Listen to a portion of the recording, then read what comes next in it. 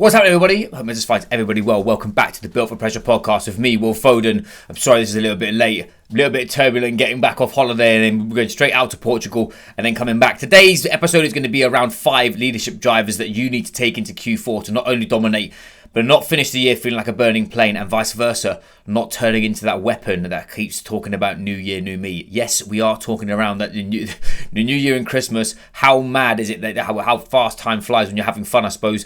But for today, we're going to be going over 5 key drivers that we've actually integrated inside Built for Pressure. I've found that these are the key indicators of elite level performance across the board, whether it's with your profession, with your athleticism, or you on a personal development standpoint, that you actually can regulate yourself real time to not only dominate in challenge and chaos, but vice versa. Do things on your terms and how you're wanting to do them. I think many professionals that I come up against right now are frustrated.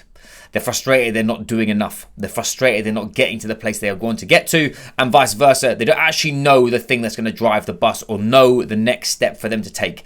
Most professionals that I work with already don't want to be told that they have a problem. They want to be shown just the next step. Because if we don't have a motivation issue, we have an integration issue. We don't have a lack of wanting to do the thing issue. We have the I have no idea what thing to do issue. And that's the difference. There are 5 key areas of leadership performance that you need to have written down. So if you haven't got a pen and paper, I strongly recommend for you to pause this episode. If you're in the car, don't do this in the car. Take a voice note or vice versa. Listen in, stay tuned, and make a little mental note about what's the most important thing for you. There are 5 key drivers. The first driver for you to actually to have is understanding human optimization.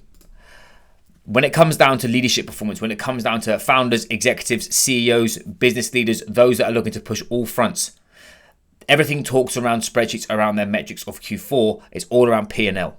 It's all around, have you won the quarter? Have you lost the quarter? Have you grown or have you shrunk? All this kind of stuff. I'm the exact opposite. When it comes down to people that I operate with, if you have not got the engine built, you can't drive the car. It's impossible. And what most people try and do is they put a band-aid over a bullet hole of what true human optimization means. Human optimization is cut down into these stages. You've got physical capacity, you've got peak vitality, which is basically around your health. Human optimization is around optimizing the systems of the body. Athletic performance is how you should train. And then you've got energy systems. This is based around all strength and conditioning, nutrition, and things that are going to be how you regulate as a human being. People disassociate and don't understand the mechanisms of stuff like sleep, stress, digestion, hunger, recovery, because they think that those are just buzzwords that don't account to them. Where if you are marking those, which we are going to do after this I'm going to show you these 5 steps and then tell you how to go through our R&R protocol, which again, if you are struggling with it, I can send you a copy. The next piece that many professionals struggle with from a leadership standpoint is actually their personal development.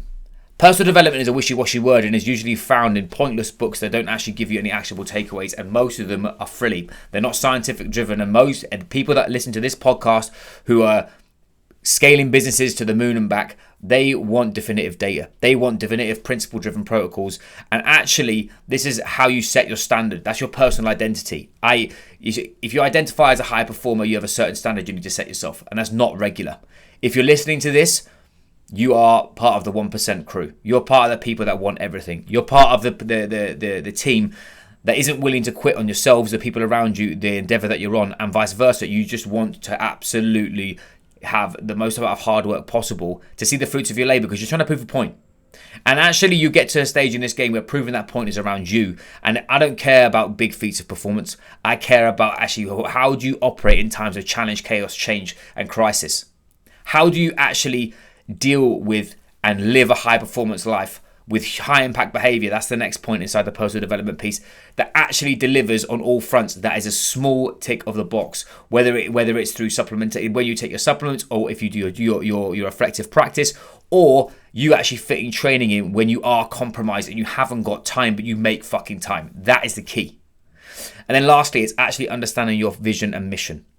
Now, vision and mission is a very, very difficult term to associate with, because most people, if you ask them what their vision and mission is grey.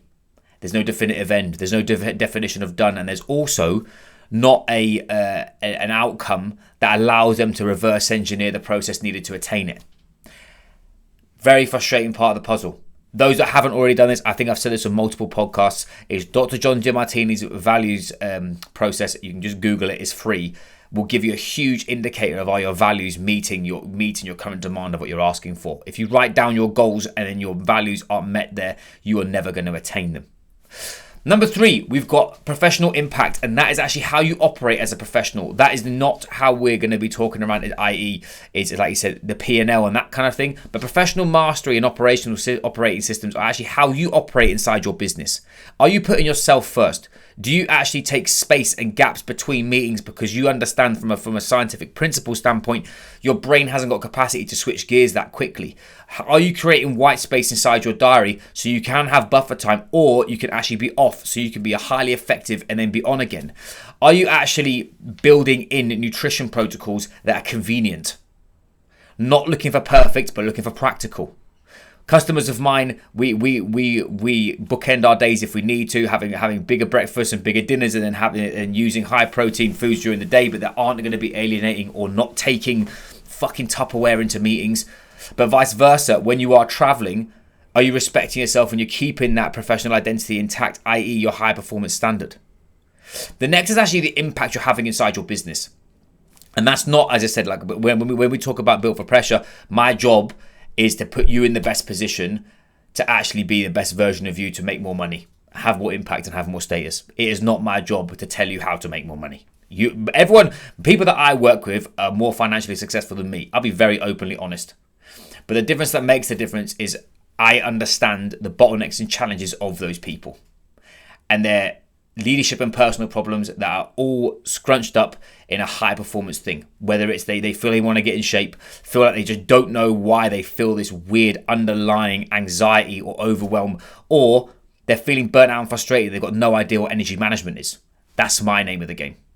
Because then what we're looking at is strategic leadership. How do you actually learn and design practices in place as a professional to lead from the front and let those understand what they need to do to raise their standard to yours, not you sync to theirs. And actually we've got entrepreneurial performance, which is actually how do you perform as an entrepreneur? How do you actually switch on to switch off? And how do you actually master things like finding flow in your day? And as I said, if you are seeing signs of burnout, how to deal with it. The next driver is actual ownership. And that is your leadership practice. Ownership and direction are key for business professionals in 2025, 2026, because actually direction kills. We want you to not be placing your energy in aimless bullshit, and actually understanding the mission, what you're trying to do, what you're trying to achieve, and who you need to do this for, and why you need to do it is going to give you the keys to your car back. Because underneath all of leadership is a personal mastery exercise, and personal mastery is evergreen. It only gets more. It's just like peeling an onion. That's not from me. If the ladies and gentlemen who haven't followed Chris Bodman on Instagram or his emailing list, trust me, that'll blow your fucking mind. His mental performance stuff is amazing. And he mentioned that to me in an email, and it really resonated with me, because the deeper I get into this game, the more I need to explore it, the more I need to look at it and recognize that high performance is not in 2D anymore. It's 3D. It's everything. Self-regulation, emotional mastery, and then goal acquisition are all parts of the game for that ownership piece, and that is huge if you want to actually attain what you're looking to across all areas of your life, inside of the personal, professional, and also the physical realm, for those that want to take charge and take over. And then lastly, the last driver of leadership performance is actually awareness. Your reflective capacity dictates the journey that you're on. The ability for you to actually step back, review the game tape, learn from it and move is the difference that makes the difference. Too many professionals I know don't put pen to paper. They see it as a wushu exercise, or what they actually do is they pretend to do journaling and they do it, over-exacerbate it for some reason and start doing Dear Diary entries. Fuck that. What we want to do is an after-action review. What happened? What did I learn from? What do I need to do next? And how am I going to do it? Those are the key 4 sentences on a daily basis are going to allow you to take your bullshit out of your head, put it down on paper and leave it somewhere. So the next time that you read it or you reflect on it, you're reading it from the prefrontal cortex, the front of your brain that thinks. Then we're looking at emotional intelligence. Recognizing that emotions are signals.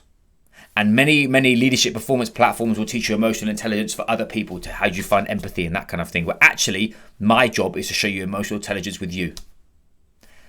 Why you're feeling that way. Why are you not giving yourself any empathy in the situation that you're in, but you'd give somebody else as a massive one?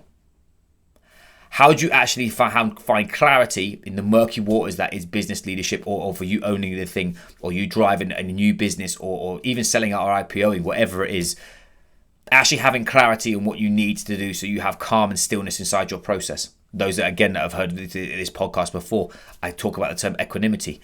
It talks I've just got a new book from Steve Magnus, is an amazing author that where I found that from. But it's an amazing piece of the puzzle where I didn't have that in rugby, which if I did, I know that I'd have played it more effectively. So those are the 5 drivers of leadership performance that are heading into that we're utilizing in Q3 and Q4. We're going to be doing deep dives into those inside our platform.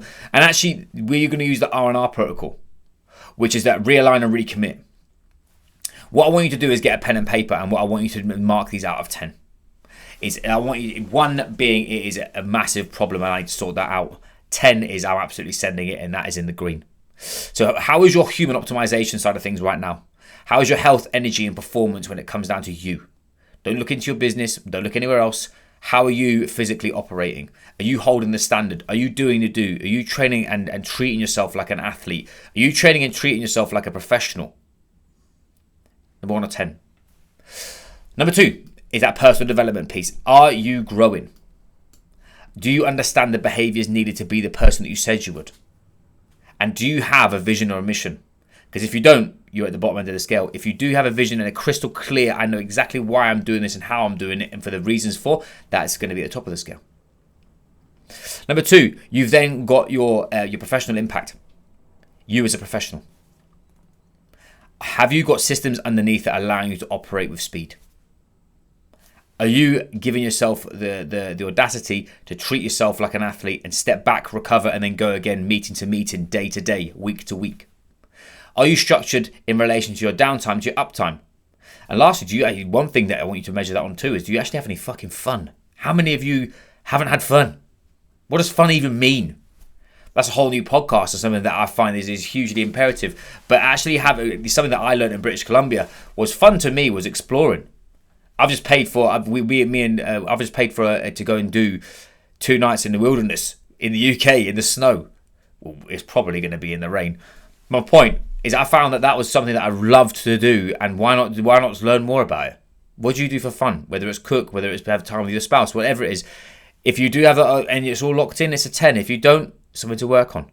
And lastly, there's 2 more. You've got your ownership, so your leadership practice. How are you actually owning your situations? Do you understand your direction as a leader, as a business owner? Are you regulating yourself real time and actually being effective at what you're doing to gain more buy-in and more influence? Or are you doing the opposite? Are you being dictatorial and just being hyper aggressive because you haven't really got a fucking clue what you're doing? And lastly, that links into the awareness piece. Are you actually having a process of decompression, recalibration, and then going back into it? Or are you just going day to day without a game plan? Are you actually being emotionally intelligent with yourself? Are you listening to your emotions? Are you listening to your feelings? Are you actually questioning why you're getting these signals? Because that's all emotions are. And if you are, brilliant. Keep attacking on it. If you're not, lower the score. So actually, what you're looking for there is you're looking for that critical shift. And what that means is that you are looking for things that are a 4 or below are in the red. You need to sort those out right now. And how are you going to do that? Well, you write down 3 things that are going to actually help that line of your business. An example, human optimization. If in Q3 you didn't train on a consistent basis, you ate like a weapon and your sleep was shit, those are 3 things that you need to look at.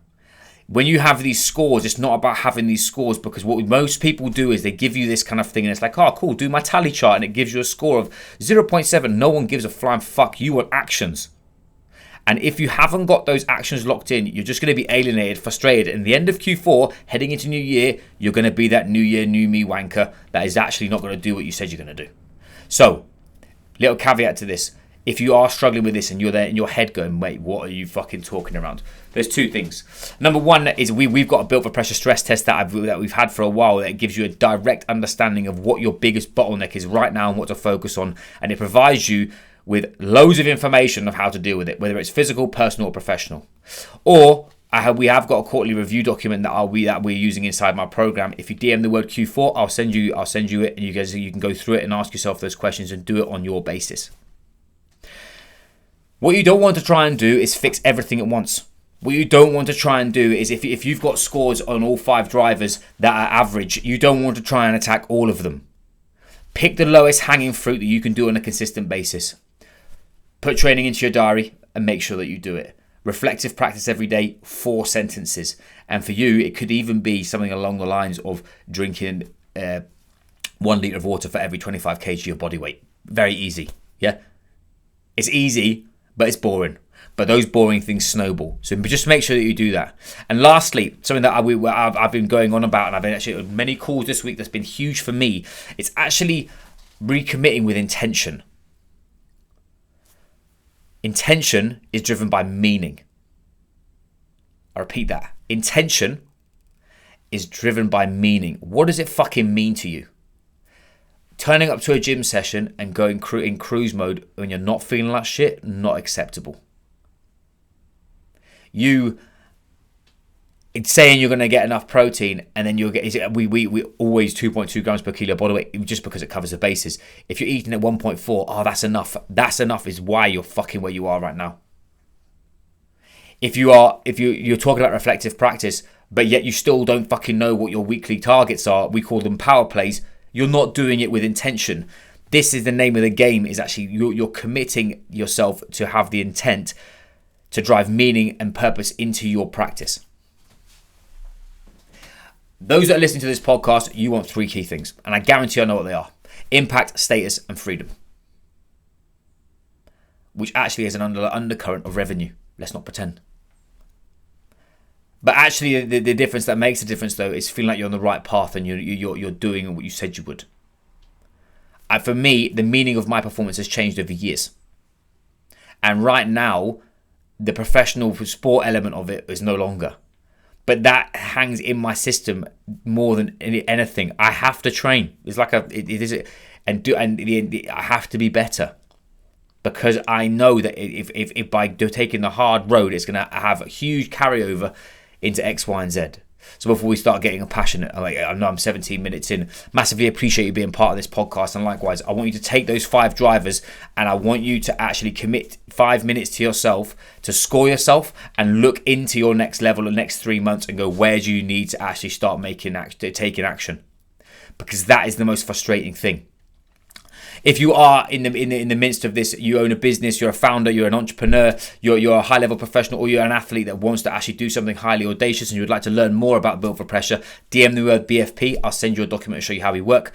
We are actually building in that we actually have cohorts that are way more rigid. What I mean by that is that we are going to be taking people on at the beginning of the month up to the 9th. After that, my doors will be closed until the end of the month, because what I want to do is we are building way more sort of time and volume with our clients that allows them to get more out of us. Why I'm doing that? People look at me like, oh, that's not scalable and that kind of stuff. No, it's not in the same way. But right now, the depths of human performance are getting challenged by things like AI and just template programs and one-size-fits-all coaching. And the problem with being fucking really good at your job, and I'm an elite level coach, I'm happy to say it, is that I give a fuck about the person that I work with. So if this is you've been struggling and you know that you've got more in the locker and you actually want somebody who is there and who's willing to show you the exact step-by-step process of how to dominate across the board, drop me a note. I'd like to get to know you. Anyway, I digress. I appreciate you listening to this.